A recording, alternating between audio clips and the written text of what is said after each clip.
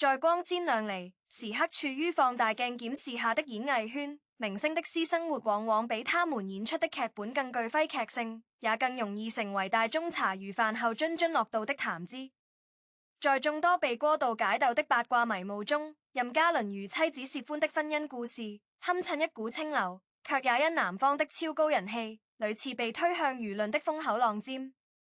尤其是近年來，每當任嘉倫的新劇熱播，或是他罕見地在公開場合提起家庭，總會有一些好事這是圖充他身邊人的蛛絲馬跡中尋找分辨的證據。狗仔最似是而非的爆料，社交媒體上捕風捉影的猜測，讓這位甘願隱身於鎂光燈背後的女性薛歡，不得不一次次以被偷拍、被分析微表情的方式闖入公眾視野。明明是最親密的枕邊人，卻仿佛成了最熟悉的陌生人。一場關於刻意避嫌與婚姻疑雲的拉鋸戰，在外界的喧囂中持續上演。這一次，我們不傳謠、不信謠，只從時間線與事實出發，把這段始於微時、守於繁花的感情一次講清楚，讓所有迷霧在真相面前無所遁形。要解開圍繞在任嘉倫和薛歡身上的婚姻疑雲，時間是最好的驗證者，也是最有說服力的解鬥者。他不愧說謊，更不愧因為外界的喧囂而改變既定的事實。將時間撥回至2011年，那一年，任嘉倫還不是如今我們熟知的古裝男神，他甚至尚未完全改回本名。彼時的他剛剛結束了在國外的練習生生涯，懷着滿腔熱血回國發展，卻處處碰壁。那時的他參加選秀，組過組合，發過單曲，但始終在水花極小的圈子邊緣徘徊，收入微薄到連基本的生活開銷都難以擁持。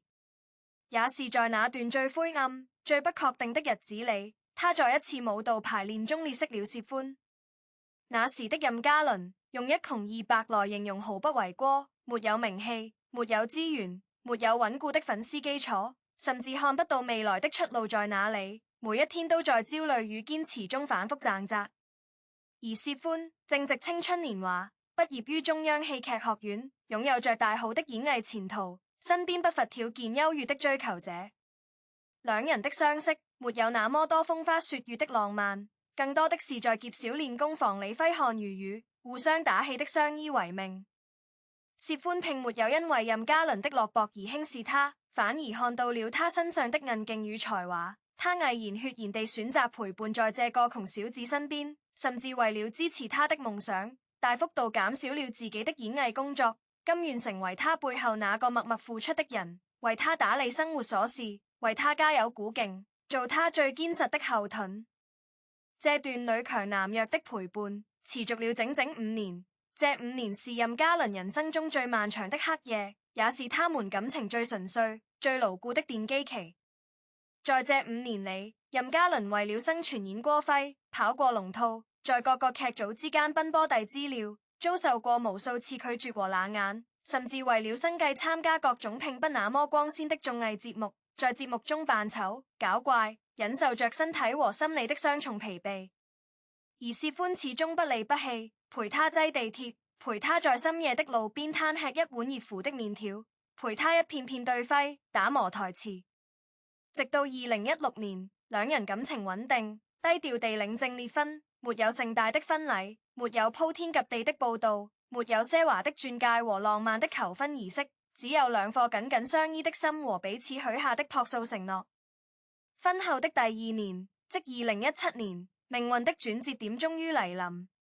任嘉倫憑借古裝劇《大唐榮耀》中廣平王李剔一角一夜爆紅，從默默無聞的小透明躍升為萬眾矚目的當公小生，片約不斷，商業價值飆升，成為各大媒體爭相報道的焦點。按照娛樂圈的常規操作，新進流量為了固粉，往往會選擇隱瞞戀情甚至擁持單身人設，以此吸引更多女友粉和事業粉的支持。這是行業內普遍默認的生存法則。但任嘉倫卻做出了一個讓所有人震驚卻又敬佩的決定。他在事業如日中天之時，於2017年3月7日大方在微博曬出與薛歡手牽手在海邊散步的背影照，高調公開了這段長達5年的戀情。這一舉動無異於在粉圈投下了一顆重磅炸彈，大量事業粉因此退粉，甚至有偏激的粉絲對他進行謾罵和抵制，認為他自毀前程，不顧粉絲感受。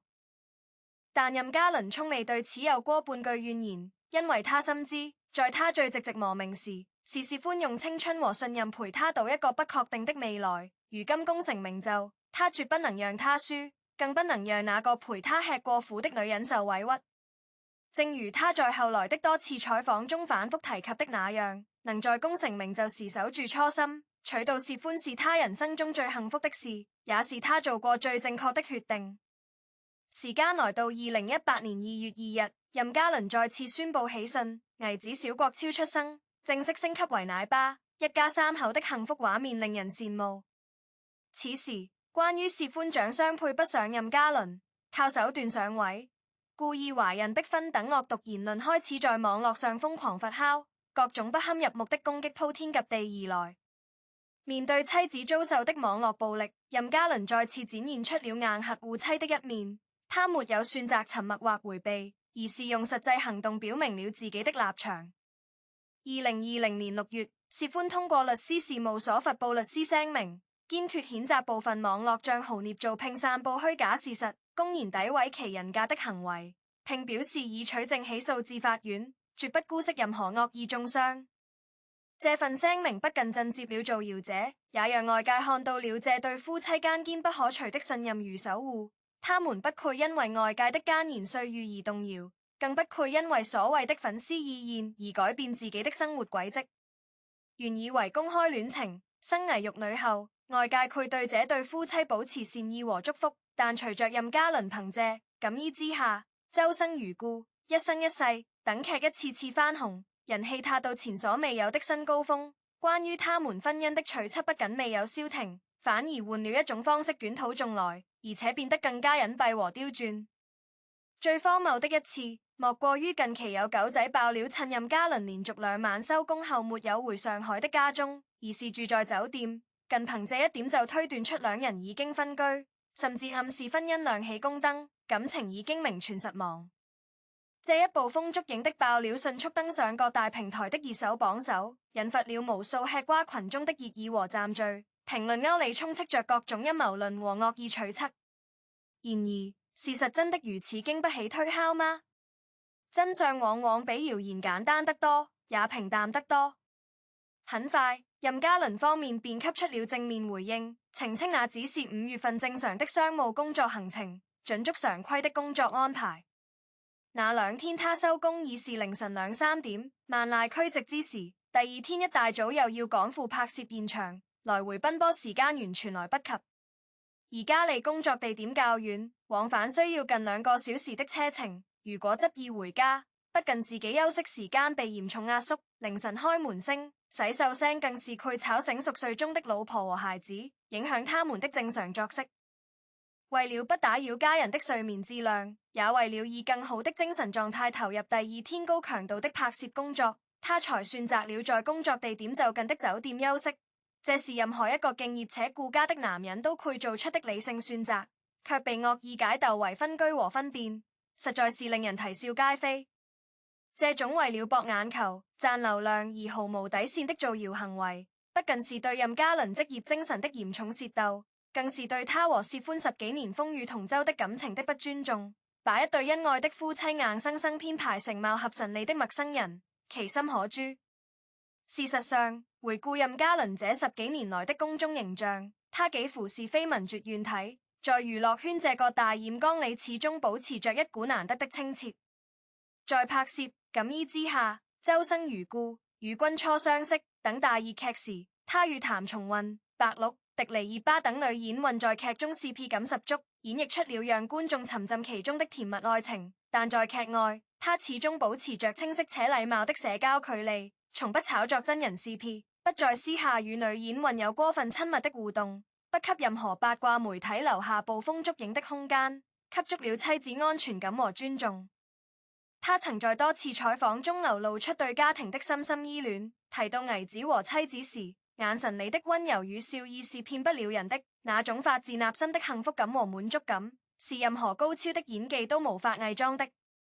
任嘉倫曾坦言，自己在拍戲時為了保持角色的孤獨感，佢刻意減肥，嚴格控制飲食，但一回到家吃到薛歡做的家常飯菜，就忍不住多吃2碗。那種人間煙火的幸福感，那種平淡生活中的溫暖，是任何名利和光環都無法替代的。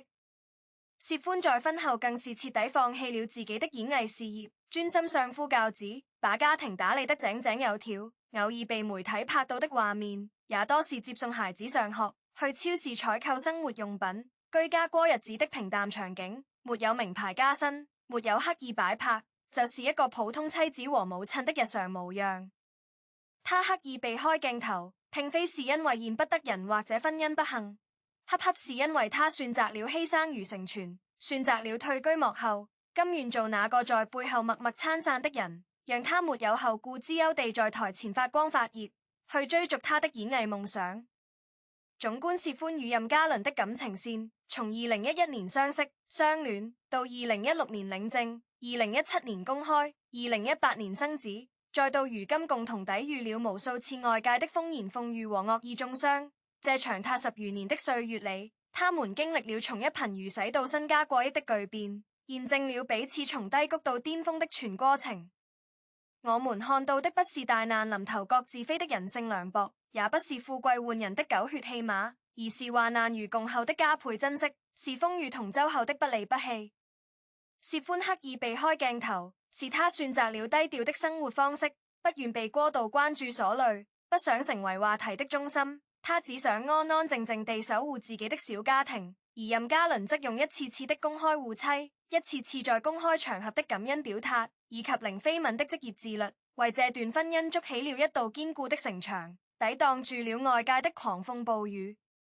婚姻如人飲水，冷暖自知，旁人近笨幾丈模糊的偷拍照片或幾句道聽途說的謠言，就妄圖定義他們的感情狀態，無疑是極其荒謬且不負責任的，也是對當事人極大的不尊重。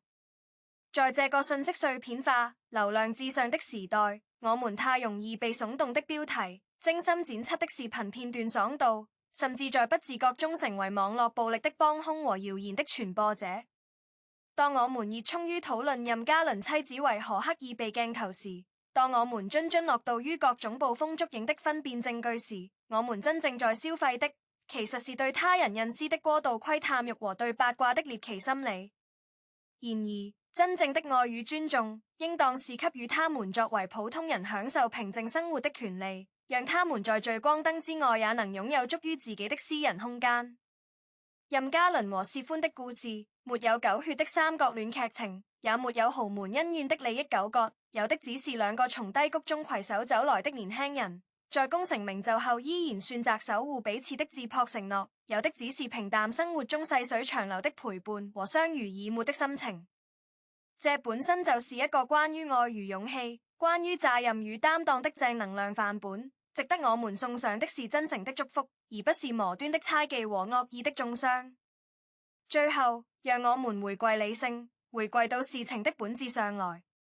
追星的意義，應當是吸取偶像身上的正能量，從他們的奮鬥經歷中獲得激勵和力量，而非試圖控制或過度干預他們的私生活，更不是把自己置於道德裁判官的位置上去審判他人的婚姻。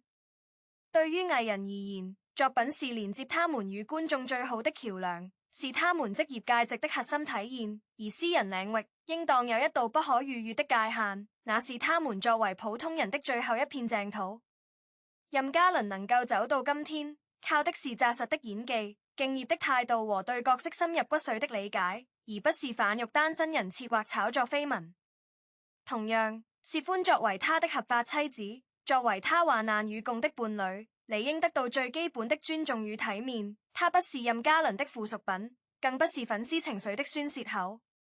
在這場關於婚姻疑雲的反覆鬧劇中，真相早已被當事人用時間和行動闡明得清清楚楚，剩下的只是部分看客心中揮之不去的執念和獵奇心理在作祟。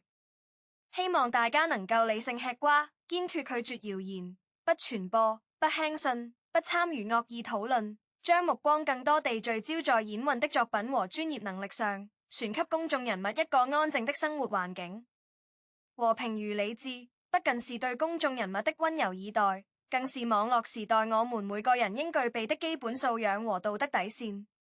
願每一份真情都不被辜負，願每一段婚姻都遠離流言蜚語的侵擾，在祝於他們自己的軌道上安穩運行。也願我們每一個人都能在喧囂的網絡世界中保持清醒的頭腦，用善意去溫暖他人，而不是用惡意去摧毀美好。